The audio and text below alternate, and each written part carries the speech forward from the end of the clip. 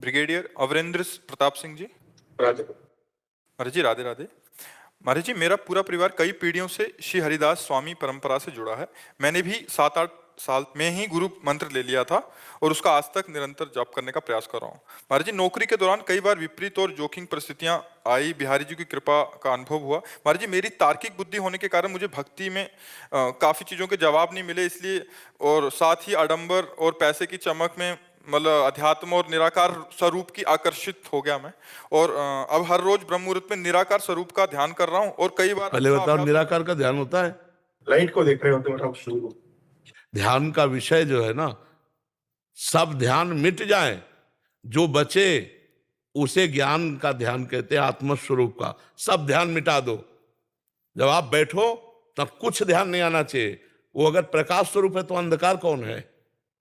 जब वही परमात्मा सब रूपों में है तो प्रकाश स्वरूप है तो अंधकार भी स्वरूप उसी का है। जड़ स्वरूप है तो चैतन्य स्वरूप उसी का है, वो सर्वस्व है। अगर हम प्रकाश का ध्यान करें तो अंधकार भी वही परमात्मा है, वो सब रूपों में है। तो हमको चाहिए कि इन सब रूपों का पहले ध्यान हटावें, न प्रकाश, न अंधकार, न स्थूल, न सूक्ष्म, न कारण। और जब ये ध्यान शांत हो जाता है तो जो बचता है वो आत्मस्वरूप होता है। अन्वय व्यतिरेक दो पद्धतियां हैं। पहले हमें व्यतिरेक पद्धति लगानी पड़ेगी शास्त्रीय, कि ब्रह्म सत्यम जगन मिथ्या, कुछ नहीं है, कुछ नहीं है। पहले इनको हम हटाएं, पहले सब ध्यान हटावें। तो हाँ, पहले आप ध्यान हटाओ। क्या आपका ध्यान शून्य में आ गया? जी महाराज, कई बार आता है और अच्छा। इस समय कोई भी चिंतन नहीं हो रहा है, ना प्रकाश, ना अंधकार, ना स्थूल, ना सूक्ष्म, ना कारण। जैसे गाढ़ निद्रा, गाढ़ निद्रा में आप होते हैं क्या? लेकिन होते हैं। अभी कह रहे हैं कि राधा कृष्ण स्वरूप की ओर भी मन आकर्षित है और ध्यान मार्ग में भी, तो दोनों का समावेश बनाना चाह रहे हैं। अब हम कैसे तुम्हें बतावें कि देखो, अभी वो प्रकाश तो है नहीं जिस प्रकाश की हम बात कर रहे हैं, आत्मस्वरूप की। जब तक स्थूल सूक्ष्म कारण को मिथ्या समझ करके और स्थिति नहीं प्राप्त करोगे तब तक वो, और जब वो हो जाएगा ना तो ये सब चंचलता हट जाएगी। कि अभी हम फाइनल में इनकी तरफ आकर्षण, ना ये है ना वो है, जो है वो केवल है, उसका अनुभव करने के लिए बढ़ो। अभी वो बात नहीं है जो बात होनी चाहिए। आप स्वीकार करते हो? जी महाराज। तो आप, ये स्थूल पांच भौतिक शरीर है, इसके अंदर सूक्ष्म शरीर है, मन, बुद्धि, चित्त, अहंकार, 5 ज्ञानेंद्रियां, 5 कर्मेंद्रियां।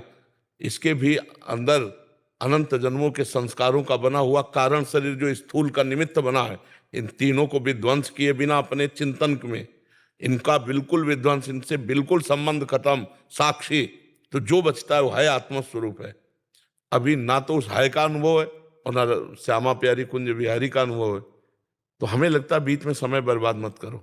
वही महाराज, वही हो रहा है। मैं सोच रहा हूँ कि कहीं फंस रहा हूँ बीच में। नहीं तो जब आप इतने बड़े महापुरुष श्री स्वामी हरिदास जी से जुड़े थे तो आपको वहीं जुड़े रहना चाहिए। महाराज, मेरे भी गुरु का ही कहना है। बालक दास जी तो नहीं रहे अभी, लेकिन अभी जो प्रेजेंट गुरु हैं जी, तो उनका भी यही कहना है कि उन्होंने अपना दिया है, लेकिन मैं आपसे थोड़ा सा उसमें लाइट चाह रहा था।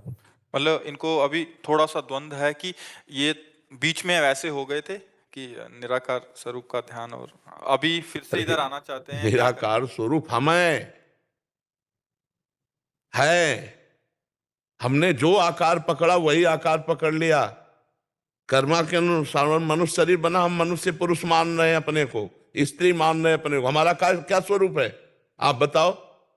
क्या स्वरूप है? आपको कितने साल हो गए इस शरीर में रहते?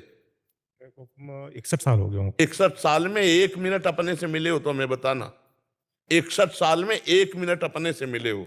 3.5 हाथ के घर में रह रहे हो, बाहर ही भटकते रहे, सब बाहर को ही अपना मानते रहे, अपने को भूल गए। उसी स्वरूप में आ जाओ। जितने शास्त्र हैं सबका कहना एक ही है। महाराज, जब तक नौकरी में थे तब तक तो आप अपने व्यस्त रहे, लेकिन अब नौकरी के बाद, और बच्चे भी फौज में ही हैं दोनों से, अब सही रास्ते में आ जाओ। हम आपको प्रार्थना करते हैं, हमारी बात मान लो। जो नाम स्वामी जी महाराज के पंथ से मिला है उस नाम को जपो, श्यामा प्यारी कुंज बिहारी का, और आश्रित हो जाओ। आश्रित हो जाओगे तो वो मामे ये प्रपद्यन्ते माया में ताम तरंती थे। नहीं तो ये मन की चाल को आप अगर साधक हैं तो जानते हैं कि एक क्षण में आकाश में बैठा मिलेगा शुद्ध और दूसरे क्षण में नाली में गिरा मिलेगा। इसका कोई भरोसा मन का नहीं है। जब तक भगवत साक्षात्कार ना हो जाए तब तक इस मन का भरोसा नहीं है। ये एक क्षण में वैराग्य धारण करता है और एक क्षण में राग में युक्त हो जाता है, पता ही नहीं चलता इसका स्वभाव क्या है। सही फरमाया। तो ये हमको चाहिए कि भगवान की शरण में होकर उनका स्मरण करते हुए शुद्ध ज्ञान के द्वारा चलें। तो हमें सहारा है भगवान का, वही हमारी आत्मा है, दो नहीं है। मानी संख्या से सवाल हल हो जाएगा। स्कूल में जब पढ़ते थे तो मानी संख्या से सवाल हल किया जाता था। आज भी पढ़ाई में ऐसा होता होगा, मानी संख्या इतनी तो सवाल हल हो जाए। तो मानी संख्या गुरुदेव ब्रह्म, मानी संख्या राधा कृष्ण ब्रह्म, मानी संख्या स्वामी श्री हरिदास जी। अब यहां से शुरू करो और उनकी शरण में होते हुए तो इतनी तन्मयता हो जाएगी कि आपका विस्मरण हो जाएगा, वही केवल बचेंगे। सवाल हल तभी माना जाएगा जब एक बचे, चाहे ज्ञान से आओ, चाहे भक्ति से आओ, चाहे योग से आओ, पूरी सृष्टि में एक ही बचे। चाहे वासुदेवा स्वरमित, चाहे जड़ चेतन जग जीव जत सकल राम में जान, चाहे सर्वम खलमिदम ब्रह्म, चाहे ईशावास्यमिदम सर्वम यत् किंचे जगत्याम जगत, किसी भी तरह से आओ एक। तो सही ढंग से लगो। बहुत कृपा है भगवान की कि आप परमार्थ में लगे हो, पर उसको दुचित मत रखो। दुचित कबहु परितोष न लहे। हमारा स्वरूप ही निराकार है। परमात्मा के स्वरूप की तो जाने तो हमारा स्वरूप ही निराकार है। हम जिस आकार को पकड़ते हैं उसी में बंध जाते हैं, नहीं तो हमारा स्वरूप क्या है आप कोई बतावे। सिर्फ इतना संबोधन हो सकता है, उसी को ब्रह्म को, उसी को आत्मा को, उसी को परमात्मा को, केवल संबोधन है। लेकिन है क्या, वो तो अनुभव गम में भजें जय संता, अनुभव के द्वारा आता है, वो अनिर्वचनीय वाणी से बताया नहीं जा सकता।